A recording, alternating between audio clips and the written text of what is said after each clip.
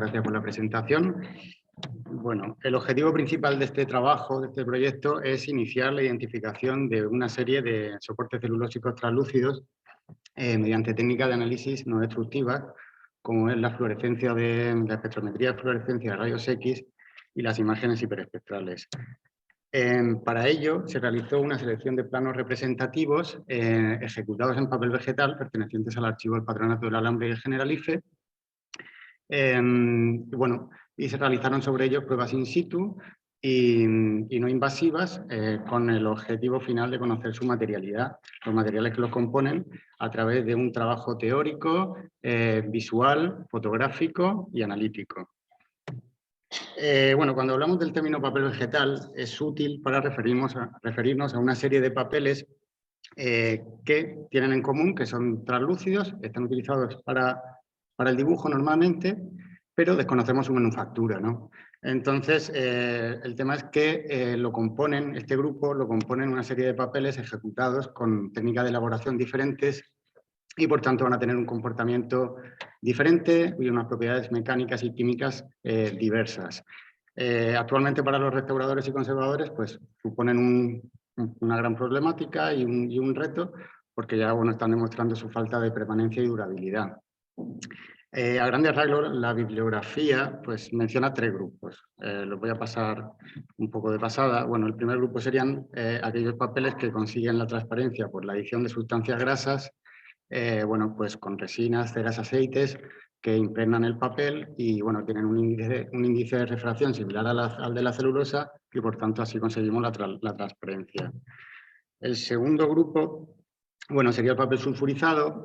Se consigue, suelen ser papeles ordinarios, poco porosos y normalmente sin encolado, que son sometidos a un tratamiento a un baño de ácido sulfúrico, y esto lo que hace es que las fibras se hinchen, pierdan su estructura y se modifiquen químicamente, transformándose la celulosa en dextrina de celulosa mediante un proceso de gelatinización. El tercer grupo consigue la transparencia pues con la molienda fina una molienda grasa, un refino graso de la pasta papelera, con un tratamiento químico adicional, que sería sulfito o bisulfito. En cuanto a la colección sobre la que hemos trabajado, como ya he mencionado, pues es la colección de planos del archivo del Patronato del Alambre y Generalife. Esta colección tiene ya más de 10.000 unidades. Y la temática, aquí la dejo en la diapositiva. Mencionar que es fruto tiene una extensa producción, que es fruto del trabajo que se ha ido desarrollando en el monumento, trabajo de elaboración propia, ejecutado por los propios arquitectos conservadores del monumento y normalmente desarrollado por los delineantes de la oficina técnica. En cuanto a los criterios de selección para los planos, atendimos a la temática y a la apariencia. En cuanto a la temática, de esos planos de elaboración propia del monumento, una etapa muy brillante y muy significativa es la del arquitecto conservador Torres Balbás, que trabajó entre el año 23 y el 36, y que también era responsable de la 6ª zona monumental. España estaba dividida en varias zonas monumentales y esta englobaba o abarcaba la Andalucía oriental, la parte oriental de Andalucía y parte del sur de España. Y normalmente se encargaba de esa zona el arquitecto conservador del patronato. El segundo criterio, y en ese rango cronológico del que hablo, nos encontramos por suerte, con prácticamente todas las tipologías que hay en la colección y atendimos a la materialidad y apariencia del soporte, es decir, buscando agruparlo según criterios como la transparencia, el color, el brillo, el tacto e incluso el grosor.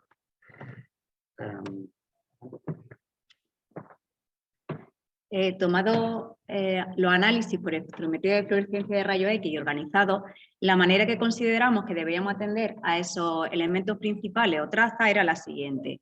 Para identificar los papeles translúcidos realizados con la adición de sustancias grasas no iba a ser imposible, puesto que esta técnica no detecta los elementos orgánicos. Para los papeles sulfurizados nos íbamos a fijar en la aparición del azufre, que debería ser en una cantidad muy elevada, y del sulfato de aluminio, o sea, de trazas de aluminio, que podrían estar presentes cuando se prepara el papel para hacerlo idóneo y para recibir el dibujo. Y para el tercer grupo de los papeles translúcidos, aquellos obtenidos a base de molienda fina, nos tendríamos que fijar en las trazas de bario y azufre. Así, trabajamos con el primer documento, que sí que teníamos bastante identificado porque era muy evidente a simple vista que se trataba de un papel que había obtenido la transparencia por adición de sustancia grasa, porque se había hecho de manera artesanal y se veían los propios chorreones y brochazos que se habían realizado con esta sustancia grasa. Efectivamente aparecían datos de azufre, pero de ningún otro elemento. El segundo grupo, que se correspondía a 4 mapas visualmente iguales, pero se diferenciaban en la tonalidad del soporte, nos sorprendió que de nuevo teníamos papeles probablemente del grupo 1, es decir, de aquellos que se habían utilizado sustancia grasa para conseguir su transparencia, pero aparecieron trazas de silicio. Esta fue la única diferencia que encontramos respecto al grupo 1 de documentos grasos. Quizás se deba a que en este caso lo que tenemos es una obtención por este sistema, pero de manera industrial, no de manera artesanal, como habría sido el primero. Un tercer grupo que mostraba valores muy elevados de azufre y trazas de aluminio, que se puede ver perfectamente a este grupo que se había utilizado tratamientos químicos con una preparación de base de aluminio para el dibujo. En el cuarto, de nuevo, vemos valores elevados de azufre y trazas de aluminio y bario, que como estos datos no son excesivamente elevados los de bario, tampoco podemos saber si se trata de un grupo de papeles realizados con molienda fina o sulfurizado. El quinto grupo, en el que sí se correspondían todos los elementos, tanto el azufre, aluminio y bario, con papeles realizados con molienda fina y que además sus características físicas correspondían con la descripción que encontramos en la bibliografía. Es decir, que se trata de papeles más fuertes para el calco de calco artificial, que amarillan menos y con transparencia por la refinación grasa de las materias primas como la pasta de bisulfito. Por último, un elemento que también aparecía externo al resto de los 3 grupos, en el que consideramos que quizás se trataba de una técnica mixta por la presencia de azufre y ausencia de aluminio y bario. Entonces quizás se había conseguido por este primer grupo y se le había dado una última capa grasa para modificar su apariencia y características físicas, no con la opción de volverlo más transparente, sino de modificar esa apariencia. Para corroborar esta hipótesis o desmentirla, recurrimos también a la obtención, a la captura de imágenes hiperespectrales. Para ello, una vez obtenida la imagen de todo el documento por completo, se trabajó solamente con los datos obtenidos en las zonas que no tenían ni tinta ni lápiz. Y se recogieron los datos de 2 maneras. Se ve a la derecha, se puede ver la gráfica del espectro de cada uno de los canales y a la izquierda la primera derivada de cada una de las curvas con las que también nos ayudaremos para identificar los materiales. Estos resultados se trabajaron con algoritmos de clustering y se vio que tanto utilizando los datos en bruto como la primera derivada, siempre teníamos ese documento primero de adición de pasta grasa y el último de técnica mixta marcados de manera independiente del resto de los grupos. Y por colores se puede ver que efectivamente la hipótesis que habíamos marcado de las 3 tipologías también se correspondían con los análisis por imágenes hiperespectrales. Reorganizado y clasificado los datos, vimos, según cronología y autor, que se usaban de manera aleatoria tanto por arquitectos como delineantes.